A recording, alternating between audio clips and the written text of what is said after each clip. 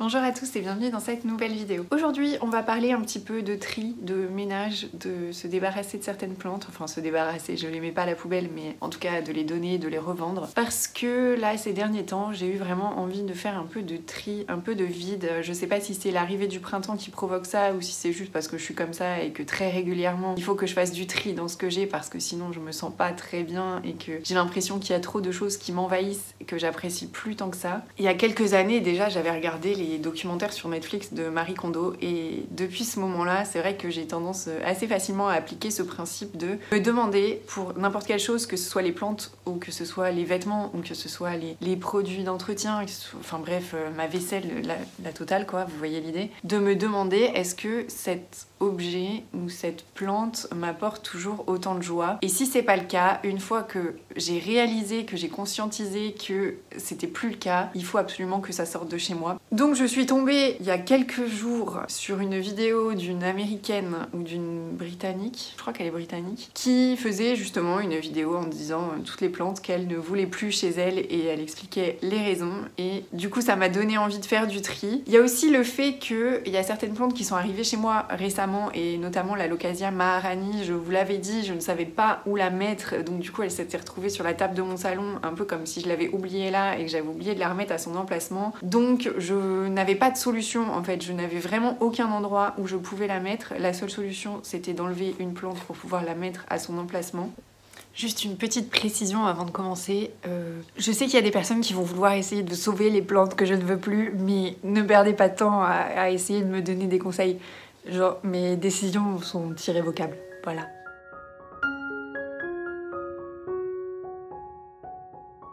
Et la première plante à laquelle j'ai pensé, c'est mon philodendron verrucosum. Alors mon philodendron verrucosum, c'était une plante que j'avais achetée assez petite dans une vente éphémère l'année dernière ou l'année d'avant, je sais plus c'était quand.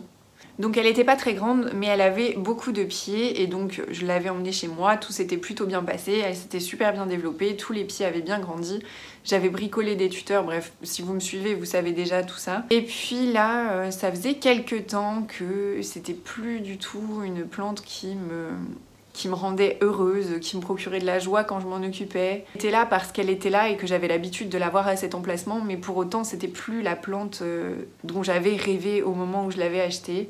Elle me procurait vraiment plus de plaisir et donc je me suis dit bon, c'est quand même une grosse plante, ça me permettra de gagner de l'espace et de pouvoir en mettre d'autres à la place. Donc le verrucosum est parti et j'ai pu donc déplacer les plantes qui avaient besoin d'un nouvel espace. Une autre plante que j'ai vendue, c'est le philodendron lupinum, qui était une plante que j'avais achetée en Belgique chez Garden Center quand j'étais allée voir Isabelle de la chaîne Les Plantes du Hérisson. Le philodendron lupinum, c'était une plante que j'avais beaucoup regardée sur Instagram et qui me plaisait vraiment parce que j'adorais la forme des feuilles. Alors la forme des feuilles juvéniles parce que la forme mature, j'aime pas trop. Et donc j'étais super contente de le trouver parce que je crois que c'était la seule fois que je l'ai vu en jardinerie, le jour où je l'ai acheté. Il me semble pas l'avoir recroisé depuis, en tout cas je trouve pas que ce soit une plante qui soit spécialement facile à trouver. Donc je l'avais prise, j'étais super contente et comme c'était une plante qui était pas encore trop présente sur les réseaux sociaux, ce que je ne savais pas c'est qu'elle poussait extrêmement lentement. Et je l'ai appris déjà par l'expérience parce que elle poussait quasiment pas chez moi et aussi parce que il me semble qu'Eline de la chaîne Plant Psy & Coffee l'avait acheté et qu'elle avait le même problème, et j'ai vu des chaînes anglophones qui racontaient la même chose. Et je pensais pas forcément que ce serait un problème pour moi. En tout cas dans un premier temps ça n'a pas été un problème puisque je me disais dans tous les cas si la plante est belle, même si elle pousse pas c'est pas grave en soi, elle est là, elle est belle. Moi j'achète souvent les plantes premièrement pour leur esthétique, et puis au fil du temps je me suis rendu compte que finalement si c'était un problème pour moi de me rendre compte que la plante ne poussait pas, parce que finalement il n'y a pas seulement l'esthétique qui compte, alors que je pensais que c'était surtout ça, pour moi en tout cas personnellement, mais non, le fait qu'elle pousse pas, j'ai trouvé ça extrêmement frustrant et j'ai eu beau tenter plusieurs mélanges de substrats, j'ai eu beau tenter le pot en plastique, le pot en terre cuite, un emplacement puis un autre, j'ai vu strictement aucun changement, à part que certaines feuilles jaunissaient, donc au final je perdais des feuilles mais je n'en gagnais pas en fait. Du coup j'ai trouvé ça hyper frustrant et je me suis séparée de ce philodendron qui a trouvé une nouvelle famille. Une autre plante pour laquelle j'ai décidé d'abandonner, et là c'est vraiment un abandon de ma part, je pourrais persister plus mais j'ai pas envie parce que ça m'énerve en fait, ça fait tellement longtemps que je me bats, c'est la Tradescantia Sweetness. Donc c'était une plante que j'avais achetée dans la pépinière en bas de chez moi, qui allait super bien pendant très longtemps, qui avait vraiment bien grandi. J'en avais fait des boutures pour ma classe, elle était superbe, et puis d'un coup elle s'est dégarnie à la base, elle avait complètement séché, toute la base de la plante avait séché, donc j'avais décidé de tout rebouturer, ce qui m'avait pris un temps fou parce qu'en fait les tiges sont très nombreuses mais petites, donc du coup de tout couper, tout bouturer, ça avait été très long. Toutes les boutures n'avaient pas pris. Il y en avait quand même beaucoup qui avaient pris, mais j'avais pas envie de la garder aussi grosse pour autant. Donc j'en avais donné une partie sur Give, et puis j'avais gardé l'autre partie. Et puis l'autre partie avait commencé à dépérir, en partie à cause des trips. Après, même sans trips, ça n'allait pas. Donc je l'avais passée en lechuza pod, et ça n'allait toujours pas. J'ai mis sur mon balcon, et ça ne va toujours pas. Elle est en train de prendre une couleur assez étrange. Après, c'est peut-être de ma faute parce que je pense que le lechuza pod en extérieur, c'est peut-être pas ce qu'il y a de mieux. Je pense que ça aurait pu fonctionner si elle avait été en terre, parce que le lechuza pod, ça prend la température extérieure en fait. C'est-à-dire que si dehors il fait 7 degrés, l'eau elle va être à température ambiante. Donc c'est peut-être pour ça que ça ne fonctionne pas. Il aurait peut-être fallu que je la repasse en terre. J'avoue que j'ai déjà fait tellement de choses pour essayer de sauver cette plante et de lui redonner une belle tête que là j'en ai un peu marre. Donc je pense que ce qui va se passer, c'est que je vais la donner et peut-être à l'occasion j'en rachèterai une. Je sais que dans la pépinière en bas de chez moi il y en a toujours. Et ce qui me frustre d'autant plus, c'est, et je vous l'avais dit et je vous avais même montré sur Instagram, c'est que dans ma classe cette plante est magnifique. Mais elle était aussi magnifique chez moi pendant très longtemps. Donc bon, c'est le problème des misères. Elles sont belles pendant un temps et puis un jour on sait pas trop ce qui se passe et elles le sont plus. Donc voilà, je sais pas si vous pouvez vous rendre compte en fait que c'est vraiment pas foufou quoi.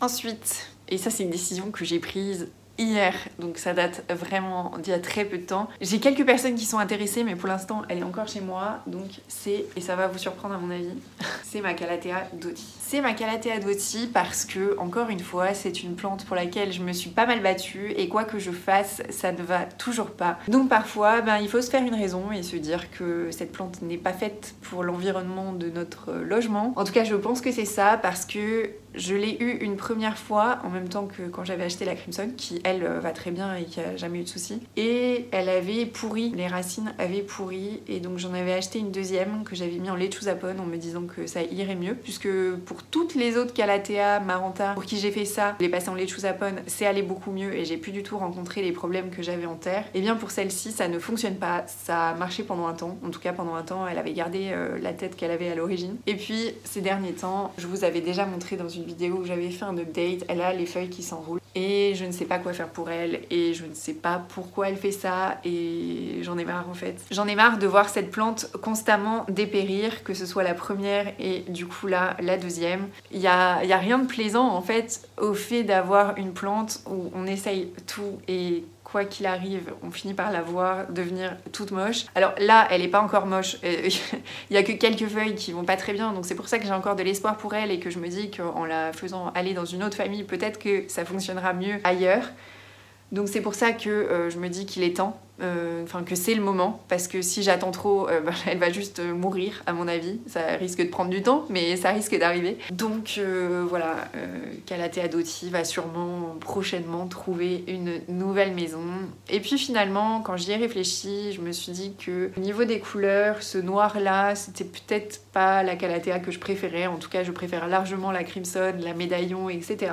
Donc voilà. Et ensuite, un philodendron pour lequel j'ai été assez déçue, c'est le philodendron Gloriosum Zebra. Je l'avais acheté il y a pas très longtemps finalement sur le site de Harmony Plants, et j'avais été ravie quand je l'avais reçu parce qu'il avait un port qui était plutôt compact. Enfin compact, non, mais disons que les feuilles étaient quand même assez resserrées, et finalement je l'avais mis donc sur la table de mon salon, ça faisait super bien, et au fil du temps les pétioles ont commencé à s'allonger alors que pourtant il était vraiment face à la fenêtre. On peut même pas dire que c'était parce qu'il cherchait la lumière, quoique si, peut-être qu'il cherchait la lumière, je sais pas, on peut pas dire, je sais pas, je ne suis pas un philodendron Gloriosum Zebra, mais j'ai pas trop compris pourquoi il s'est étalé comme ça. Alors mon McDowell aussi s'est étalé, mais c'est quand même plus joli à regarder. Mon Gloriosum c'est pareil, il s'est vraiment étalé, il occupe un diamètre assez important, mais ça reste quand même joli à regarder.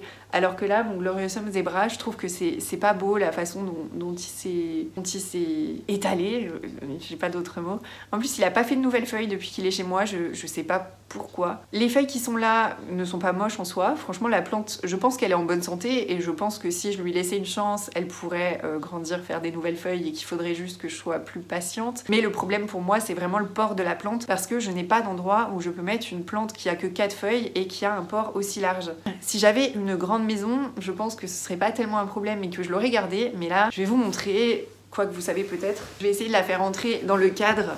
Donc elle prend énormément de place pour finalement seulement 4 feuilles qui partent sur les côtés avec des pétioles extrêmement longs. Donc même si je trouve les feuilles absolument magnifiques, il n'y a pas seulement pour moi la beauté des feuilles qui est importante, mais aussi le port de la plante et l'espace qu'elle prend chez moi. Il y a un champignon dans la terre.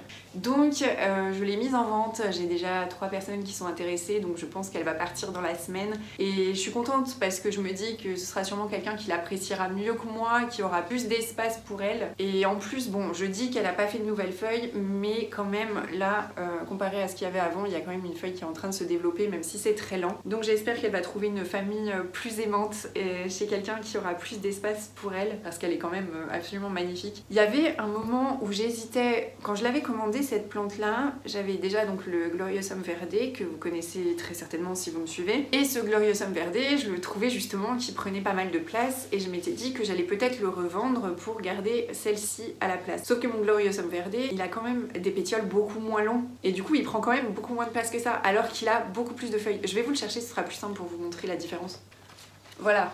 Donc en fait les feuilles sont plus concentrées, il y a beaucoup plus de feuilles, même si bon au niveau de l'espace il en prend quand même pas mal, c'est quand même plus joli à regarder je trouve, il est super lourd je vais le poser, c'est quand même plus joli à regarder selon moi que ce Gloriosum Zebra qui avec ses 4 feuilles prend toute une pièce, j'exagère. Mais vous voyez l'idée quoi. Donc du coup, je vais le vendre bientôt. Alors vu que je ne souhaite pas envoyer ces plantes, forcément ça me limite un peu dans les potentiels acheteurs ou les potentielles personnes qui pourraient venir les récupérer. Il y en a certaines que je vends vraiment pas cher. Je n'essaye vraiment pas de gagner de l'argent sur ces plantes. Je les revends soit le prix que j'ai payé, soit moins, parfois plus si vraiment la plante a triplé de volume. Le Verrucosum par exemple, vu qu'il était vraiment petit quand je l'avais acheté, je l'ai revendu un peu plus cher que ce que je l'avais payé. Donc pour ça j'utilise Instagram. Donc si vous me suivez pas sur Instagram, vous pouvez aller me suivre. Je mets en général les plantes dont je souhaite me séparer en story. Bon du coup c'est limité aux personnes qui sont aux alentours de Metz parce que j'ai pas envie de faire des envois. Je crois que je vous avais déjà dit mais faire des paquets c'est pas trop mon truc et encore moins envoyer des plantes, c'est un truc qui me stresse. Je l'ai fait qu'une seule fois et c'était pour envoyer des Maranta à Jessica de la chaîne Large de Jessica et c'était vraiment parce que c'était elle et voilà. Et aussi parce que c'était des plantes tellement particulières que j'étais sûre que je les vendrais jamais à leur juste valeur à Metz parce qu'il n'y a pas assez de personnes potentiellement intéressées. Alors que là c'est quand même des plantes je pense qui peuvent intéresser un peu tout le monde et que je trouverais assez facilement preneur. En tout cas pour le Verrucosum et le Lupinum c'est parti très vite. J'ai oublié, il y a une autre plante dont je me suis séparée en même temps que le Lupinum, c'est ma Maranta Light Veins. Ma Maranta Light Veins c'était une bouture de la plante d'Isabelle, donc dont je vous ai parlé tout à l'heure, la chaîne Les Plantes du Hérisson. Et cette bouture je ne sais pas pourquoi ne s'est jamais développée correctement. Pourtant je l'avais mise en eau, ensuite je l'avais mise en lait chouzaponne, elle était sur tapis chauffant sous lampe, comme toutes mes Maranta en fait, elle était au même endroit que toutes mes autres Maranta. Et j'ai jamais su pourquoi, mais elle s'est jamais bien développée. Elle faisait un peu comme une Alocasia peut le faire en hiver, c'est-à-dire je fais une feuille, j'en perds une, je fais une feuille, j'en perds une. Pour qu'au final je me retrouve avec seulement 2 feuilles qui ressemblaient encore à quelque chose. Donc je pense que mon environnement ne lui convient pas parce qu'en soi je vois pas pourquoi ça fonctionnait pas. Donc du coup je l'ai échangé contre une misère pallida, mais ça je vous montrerai plus tard parce que un plan de tour arrive très prochainement. Donc voilà pour ça. Donc je disais que je les vends sur Instagram et sinon je les mets aussi, on sait jamais, sur Troctaplante, sur Facebook Marketplace et sur Le Bon Coin pour maximiser un peu mes chances parce que j'ai vraiment, il y a des choses sur lesquelles je suis un petit peu obsessionnelle, mais vraiment moi quand j'ai quelque chose j'ai plus envie de l'avoir chez moi, il faut vraiment que ça parte parce que je développe vraiment un dégoût quoi. Et donc du coup c'est pour ça que je mets sur un peu toutes les plateformes possibles en espérant que ça parte le plus rapidement possible. Puis aussi parce que une fois que j'ai décidé que je voulais plus d'une plante, je vais l'enlever de son emplacement et je vais réaménager mes plantes tout de suite avant que la plante soit vendue. Et du coup je les stocke un peu punis dans ma cuisine, qui est un endroit qui est pas du tout lumineux. En soi je sais que je me crée des problèmes toute seule et que si je les laissais à leur place et que j'attendais juste qu'elles soient vendues, j'aurais pas du tout ce problème. Mais je me dis aussi bon c'est pas top de les laisser autant de temps dans ma cuisine qui a si peu de lumière. Enfin bref, c'est mon côté un petit peu toqué. Dites-moi si vous aussi ça vous arrive d'avoir besoin de faire le tri dans vos plantes, s'il y a des plantes qui vous ont plu énormément pendant un temps et puis que finalement vous vous rendez compte au fil du temps qu'elles vous plaisent plus tant que ça, ou alors des plantes que vous adorez mais malgré plusieurs essais, malgré plusieurs tentatives, malgré plusieurs substrats, plusieurs emplacements, vous avez pas réussi et du coup vous n'aimez plus cette plante. Est-ce que ça vous arrive aussi? Honnêtement je pense que oui, et je pense que c'est important de déculpabiliser ça. C'est pas parce qu'on a acheté une plante qu'on a signé un contrat à vie, donc si elle nous procure plus de plaisir, ça sert à rien de la garder. Il vaut mieux, je pense, après c'est mon avis, hein, il vaut mieux je pense lui donner une nouvelle chance dans une autre famille qui saura mieux l'apprécier que nous et chez qui ça marchera sans doute mieux, en tout cas on l'espère, parce que bon moi je fais pas ça juste pour m'en débarrasser et advienne que pourra et on s'en fiche de ce qu'elle devient. J'aime bien qu'on m'envoie des nouvelles des plantes et voir ce qu'elles sont devenues. Donc voilà, dites-moi ce que vous pensez de tout ça, si vous aussi vous êtes un peu dans cette démarche là de garder que des plantes qui vous plaisent à 2000%. Et en attendant je vous dis donc à bientôt pour une prochaine vidéo. Salut!